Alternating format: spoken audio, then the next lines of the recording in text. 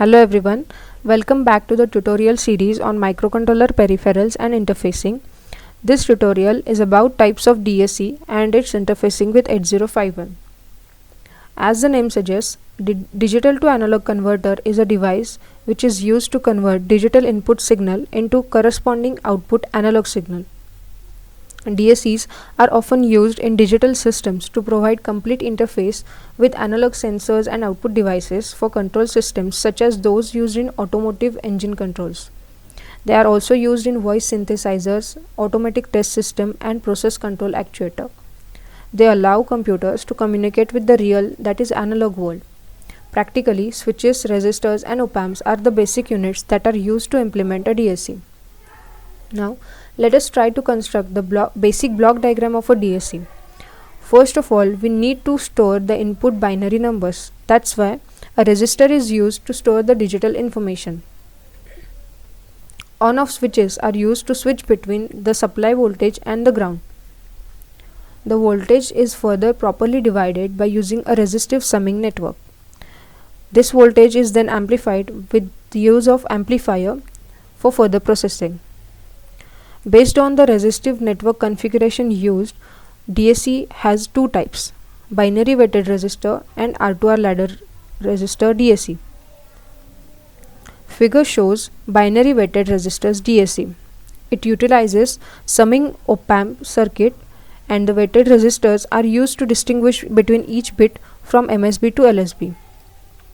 The non-inverting input of the op-amp is at ground. Therefore, there exists virtual ground at the inverting input. For an ideal op-amp, input current is 0. Therefore, we write I0 plus I is equal to 0. So, I is equal to minus I0. The voltage output of this circuit is minus RF into V1 by R plus V2 by R and so on. When RF is equal to R, the corresponding gains would be 1, 1 by 2, 1 by 4 and so on. These ratios are same ratios corresponding to the position weights in the binary system. That's why the name binary weighted resistors DAC. When we drive inputs of the circuit with digital gates so that each input is either 0 volts or fully supply voltage, the output voltage will be representation of the binary value of these n bits.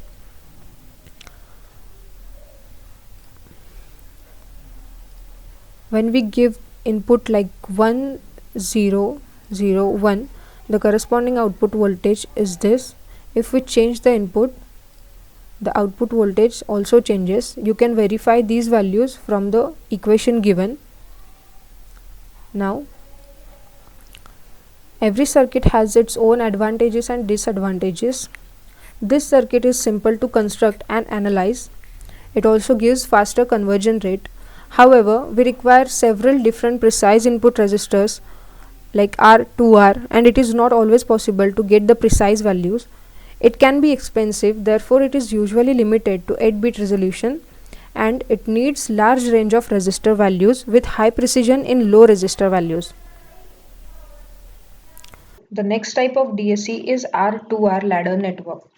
As the name implies, it consists of network of resistors with values R and 2R.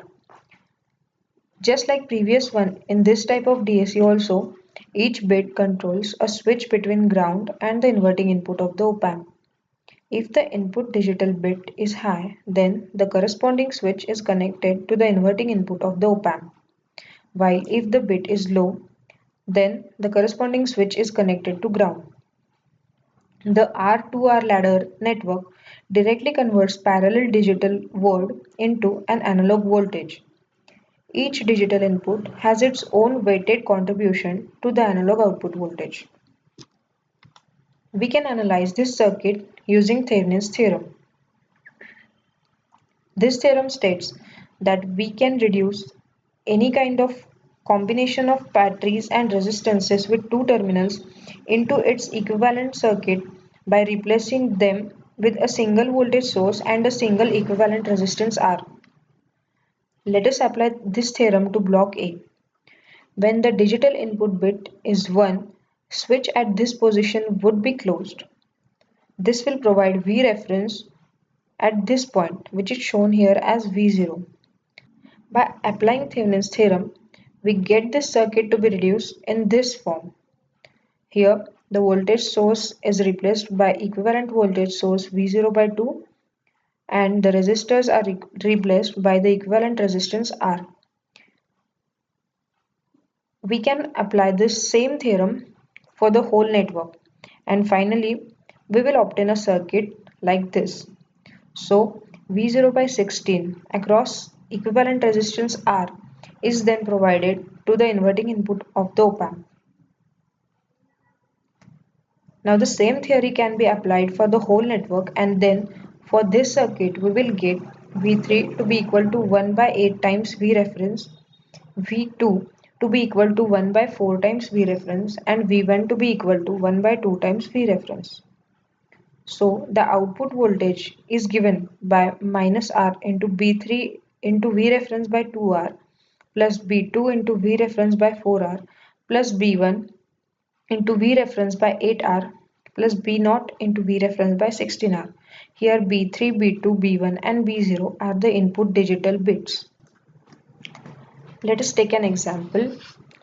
For input data to be equal to 0101, by putting these values in the equation for Vout, we get Vout to be equal to minus 1.56 volts. Let us verify this using the Proteus simulation. The same circuit has been built here. When we apply the input 0, 1, 0, 1, output voltage is minus 1.56. When you change the inputs, the output voltage changes correspondingly. So, what are the advantages and limitations of this kind of circuit? The very first one is it uses only two resistor values R and 2R. It does not need any precision resistors as binary weighted DACs. In the binary weighted DACs, we required precision resistors of values R, 2R, 4R, and so on. And the third one is that it is cheap and easy to manufacture. However, the only limitation of this circuit is that it has slower conversion rate. So let's move on to the performance characteristics of DAC. First one is resolution. Resolution is the measure of how finely output may change between discrete binary steps. For example, for a 4-bit DAC, the resolution would be 1 part in 2 raised to 4 minus 1, that is 1 part in 15. And for the same DAC, if V reference is 10 volts, then the output voltage range would obviously be 0 to 10 volts. So the resolution will be equal to 10 volts upon 2 raised to 4, which equals 625 millivolts. The second one is speed. It is nothing but rate of conversion of single digital input to its equivalent analog value. Maximum conversion rate is the maximum input signal frequency a DAC can handle. And accuracy is the comparison of actual output of a DAC with expected output. It is generally expressed as percentage of full scale. The DAC that we are going to use is DAC 080. It is 8-bit DAC, that is, it takes 8 bit of digital data. The DAC that we are going to use is DAC 0808. It is 8-bit DAC, that is, it takes 8 bits of digital data. The 8 bits of digital input data are provided to A1 to A8 pins, while the current output is taken at I-out pin. DAC 0808 uses the R2R method since it can achieve a high degree of precision. Since the number of input bits is 8 and as we know the resolution is 2 raised to n, so there are 256 discrete voltage or current levels of output for DAC 0808. The relation between I-out, the digital input data, and I-reference is given as I-out is equal to I-reference into D7 by 2 plus D6 by 4 plus and so on up to D0 by 256. where D0 is the LSB, D7 is MSB of digital input data, and I reference is the input current that must be applied. Let us take an example of interfacing DAC0808 with 8051 microcontroller. We will be generating a sawtooth wave. Let the reference voltage be 10 volts. Our input signal is x of t is equal to t. Let us calculate the values that should be written in an array which will be given to the port which is connected to DAC. So for t is equal to 1, x of t is 1. The analog value would be x of t into 10 volt upon 256. So 1 into 25.6, which is approximately equal to 25. In the same way, we will be calculating the values for 1 to 10 as shown in the table. So this is the simple program for generating a sawtooth wave using DAC. We are using Microvision 4 software for writing the program. So as we have calculated the values for the sawtooth wave, we have returned those values in an array. We are giving that array to port 3.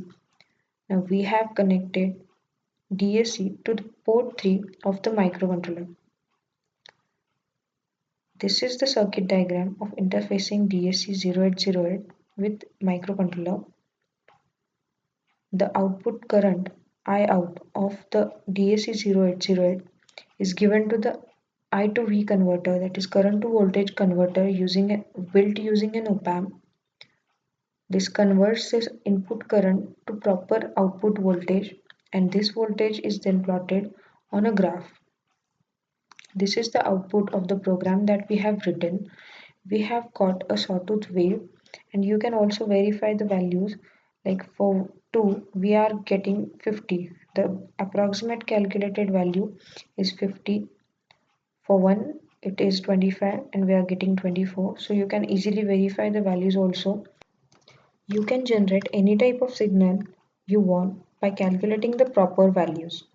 So I hope you understood the theory behind DAC and its types and how to interface it with 8051. Thank you for watching this tutorial. Your suggestions are always welcome. You can write us at valchan.elisa@gmail.com. You can like us on Facebook at www.facebook.com/WCESElisa. Thank you once again. Have a great time.